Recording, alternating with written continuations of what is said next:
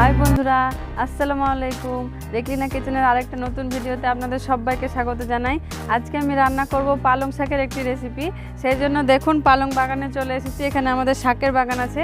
এখান থেকে আমি পালং শাকটা তুলে নিই, তারপর রান্নার জায়গায় গিয়ে আপনাদের সাথে দেখা হচ্ছে। এই যে দেখেন কত কচি কচি শাক হয়েছে।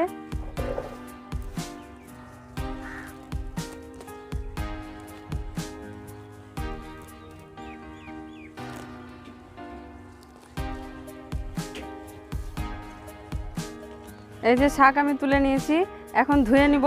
আপনারা ভিডিওটি সম্পূর্ণ দেখতে থাকুন, আশা করি ভালো লাগবে। একটা নতুন রেসিপি আজকে রান্না হবে। তাহলে চলুন আমি রান্নাটা শুরু করি। শাকগুলো আগে ধুয়ে নিই।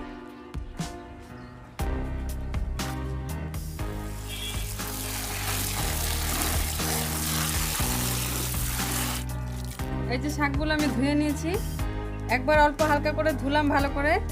এখন এই বোটাগুলো কেটে ছুটাতে হবে, তারপর আবার একবার ধুবো।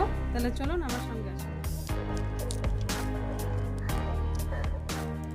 শাকগুলো আমি সব বেছে নিয়েছি। এখন এটা আমি একটু পরে কাটবো, এটা সাইডে রেখে দিব। আমি যেহেতু ডিম পালং ভাপা বানাবো, সেই জন্য আগে ডিমের ব্যাটারটা রেডি করে নিব, তারপর শাকটা কাটবো। তাহলে এখানে দেখুন আগে ডিমের ব্যাটারটা তৈরি করে নিই। এখানে আমি অর্ধেক বাটি বেসন নিয়েছি, এটা দিয়ে দিব। বেসনের মধ্যে দিয়ে দেব স্বাদ মতো লবণ, পরিমাণ মতো হলুদ আর অল্প শুকনো লঙ্কার গুঁড়ো।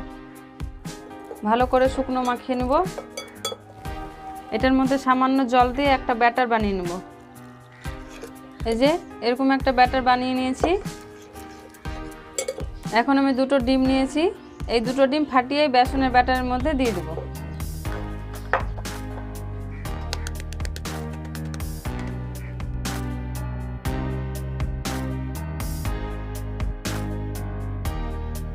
ডিম আর বেসনের ব্যাটারটা আমি ভালো করে ফেটিয়ে নিয়েছি। এখন এরকম একটা স্টিলের টিফিন বক্স নিয়েছি, এটাতে দিয়ে দেবো অল্প সরিষার তেল, একদম 1 ড্রপ। আর এরকম একটা ব্রাশ দিয়ে ওটা টিফিন বক্সে ব্রাশ করে নেব।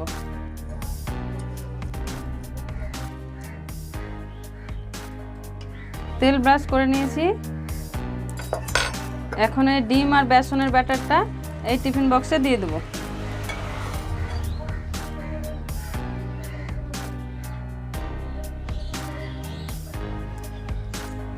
এটা ভাপানোর জন্য আমি এদিকে কড়াইয়ে জল গরম করতে বসিয়ে দিয়েছি। জলটা গরম হয়ে গেছে। এখন এই টিফিন বাটিটা আমি জলের ভেতর বসিয়ে দেব। এটা এখন ঢাকা দিয়ে 10 মিনিট হতে দেব।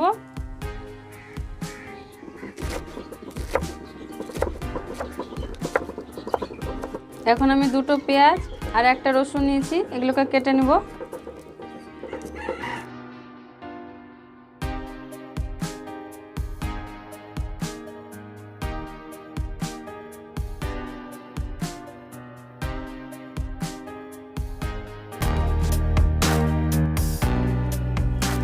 যে পেঁয়াজ আর রসুন আমার কাটা হয়ে গেছে। যে ডিম বেসনের ভাপাটা রেডি হয়ে গেছে, আমি গ্যাসটা বন্ধ করে দিয়েছি। এখন এই বাটিটা তুলে নিব। ঢাকনাটা খুলে দেখব কেমন হয়েছে। এই যে দেখেন কত সুন্দর জমে গেছে। এখন একটু ঠান্ডা হলে আমি বাটি থেকে ছাড়িয়ে নেব।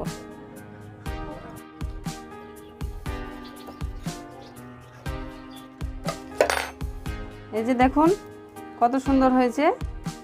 এই যে এখন একটা ছুরির সাহায্যে ছোট ছোট টুকরো করে কেটে নেব। এরকমভাবে কেটে নিয়েছি। এখন এটাকে টুকরো টুকরো করে কেটে নেব।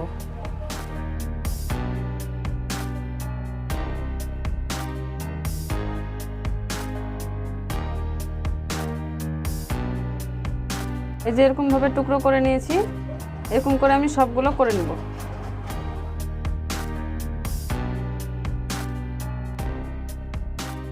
কড়াই গরম হয়ে গেছে, দিয়ে দেবো সরিষার তেল। তেলটা গরম হয়ে গেছে। এখন এই ডিম বেসনের পনিরগুলো আমি একটা করে দিয়ে ভেজে নেব।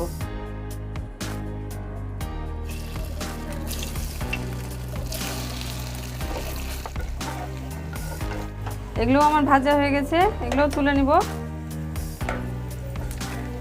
এখন ওই তেলে দুটো শুকনো লঙ্কা ছেড়ে দিয়ে দিব অল্প কালো জিরে। ফোড়নটা আমার ভাজা ভাজা হয়েছিল, সেই জন্য আমি থেতো করা রসুন আর পেঁয়াজ দিয়ে দিয়েছি। এর মধ্যে দিয়ে দিব পরিমাণ মতো লবণ, পরিমাণ মতো হলুদ আর অল্প শুকনো লঙ্কার গুঁড়ো দিয়ে আবারও ভালো করে নেড়ে দিব। মশলাটা আমার ভাজা ভাজা হয়ে গেছে। এখন আমি দিয়ে দেব সামান্য জল দিয়ে মশলাটা ভালো করে কষে নিব। আমি একটা টমেটো নিয়েছি, টমেটোটা টুকরো করে দিয়ে দিব।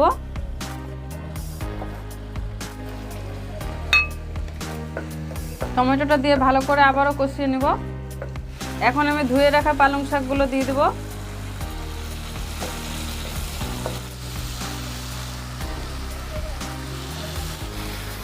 শাকটা দিয়ে ভালো করে নেড়ে দিব। ভালো করে নেড়ে দিয়েছি।